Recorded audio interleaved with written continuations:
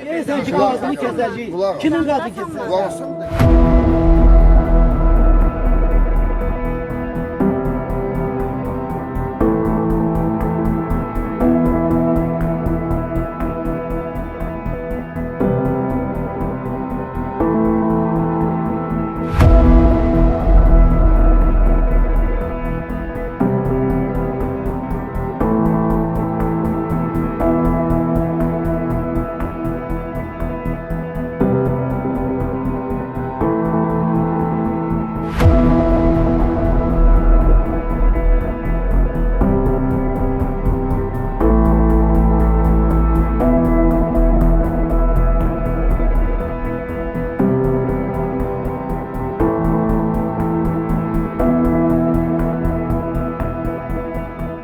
Dedim sizin ixtiyarınız yoktur.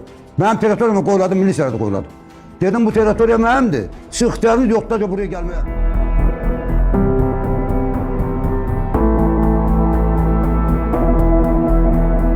Təəssüflər olsun ki, Gürcüstanda artıq deyərdim ki, qanun şah deyil, şah qanundur.